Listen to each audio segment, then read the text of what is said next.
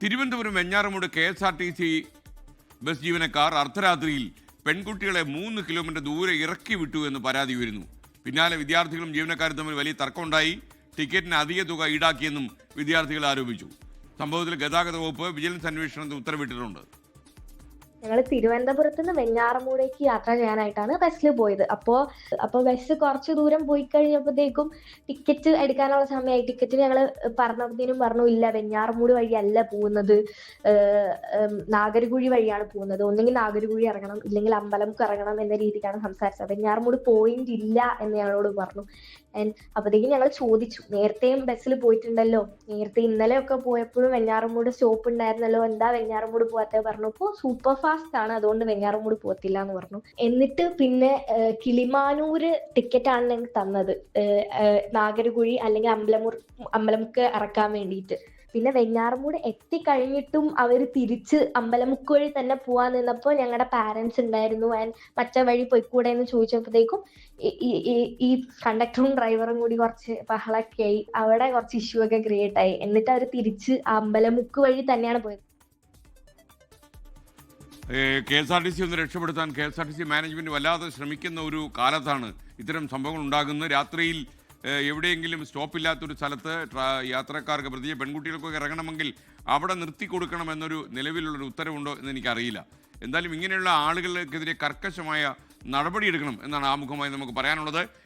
ഈ വാർത്തയുടെ കൂടുതൽ വിവരങ്ങൾ നൽകാൻ മേഘ്ന മുരളി തിരുവനന്തപുരത്ത് നിന്ന് ചേരുന്നു. മേഘ്ന, ഗുഡ് മോർണിംഗ്. എന്താണ് ശരിക്കും സംഭവിച്ചത്?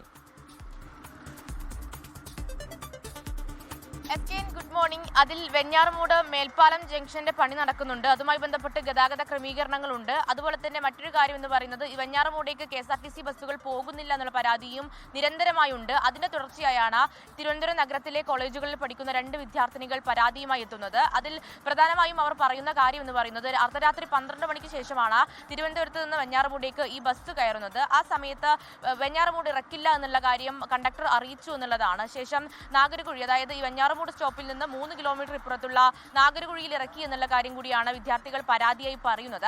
അതിൽ സ്വാഭാവികമായും തിരുവനന്തപുരത്ത് നിന്ന് കട്ടപ്പന സൂപ്പർഫാസ്റ്റിനെതിരെയാണ് ഈ പരാതി വന്നിരിക്കുന്നത്. തിരുവനന്തപുരത്ത് നിന്ന് അത് കൊട്ടാരക്കര വഴി പോവുകയാണെങ്കിൽ MC റോഡ് വഴിയാണ്, പാകിസ്ഥാൻ മുക്ക് വഴിയാണ് ഈ ബസ് പോകേണ്ടത്. പക്ഷേ റൂൾ തെറ്റിച്ച് ഈ ബസ് പോയിരിക്കുന്നത് റിംഗ് റോഡ് വഴിയാണ്. അങ്ങനെ റിംഗ് റോഡ് വഴി പോവുകയാണെങ്കിൽ നാഗർകുഴിയിൽ നിന്ന് തിരിച്ച് വെഞ്ഞാറമൂടേക്ക് എത്തി യാത്രക്കാരെ ഇറക്കണമെന്നുള്ളതാണ് രീതി. പക്ഷേ അത് ഈ ബസ് ചെയ്തിട്ടില്ല എന്നുള്ളതാണ് പ്രധാനമായും പരാതിയായി വരുന്നത്. ജീവനക്കാർ പറഞ്ഞത് വെഞ്ഞാറമൂടേക്ക് പോവില്ല, അവിടെ നിർത്താൻ കഴിയില്ല എന്നുള്ളതാണ്. അതിൽ സമയം 12 മണിയാണ്, അർദ്ധരാത്രി 12 മണി കഴിഞ്ഞു. 2 വിദ്യാർത്ഥിനികളായിട്ടുള്ള പെൺകുട്ടികളെയാണ് ഈ വഴിയിൽ ഇറക്കി വിടുന്നത് എന്നുള്ള കാര്യം കൂടി ഏറ്റവും ശ്രദ്ധേയമാണ്. പിന്നീട് ഈ വിദ്യാർത്ഥികൾ തന്നെ മാതാപിതാക്കളെ വിളിച്ചു വരുത്തുകയും പിന്നീട് KSRTC വെഞ്ഞാറമൂട് ഡിപ്പോയിൽ പരാതി നൽകുകയും ചെയ്തു. അതിന്റെ അടിസ്ഥാനത്തിലാണ് ഇപ്പോൾ വകുപ്പ് ഒരു വിശദീകരണം ചോദിച്ചിരിക്കുന്നത്. അതിൽ വിജിലൻസ് അന്വേഷണത്തിനാണ് ഗതാഗത വകുപ്പ് ഉത്തരവിട്ടിരിക്കുന്നത്. ഈ റിപ്പോർട്ടിന് ശേഷം തുടർ നടപടി എന്നുള്ള കാര്യമാണ് പറയുന്നത്. ഇതിൽ പൊതുവെ നേരത്തെ തന്നെ ഉള്ളൊരു പരാതിയാണ് വെഞ്ഞാറമൂടേക്ക് KSRTC ബസ് പോകുന്നില്ല എന്നുള്ളത്. അതുപോലെ തന്നെ SK നേരത്തെ സൂചിപ്പിച്ചതുപോലെ പെൺകുട്ടികളെ അവർ പറയുന്ന സ്റ്റോപ്പുകളിൽ അർദ്ധരാത്രി ഇറക്കണമെന്നുള്ള ഗതാഗത മന്ത്രിയുടെ കർശന നിർദ്ദേശമുണ്ട്.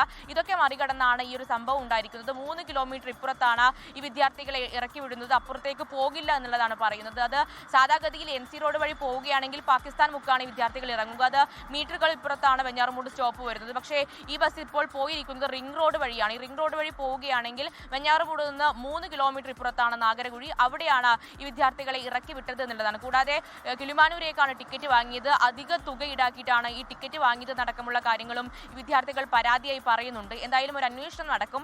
അതിനുശേഷം ജീവനക്കാരുടെ ഭാഗമടക്കം കേട്ടുകൊണ്ട് ഒരു നടപടിയിലേക്ക് പോകുമെന്നുള്ളതാണ് ഗതാഗത വകുപ്പ് പറയുന്നത്. അതിൽ പെൺകുട്ടികൾക്ക് ഒരു സുരക്ഷ, അതുപോലെ തന്നെ ഇറക്കി വിടരുത്, അവർ പറയുന്ന സ്റ്റോപ്പുകളിൽ ഇറക്കണമെന്നുള്ള ഗതാഗത മന്ത്രിയുടെ നിർദ്ദേശമടക്കം മറികടന്നാണ് ഈ ഒരു സംഭവം ഉണ്ടായിരിക്കുന്നത്.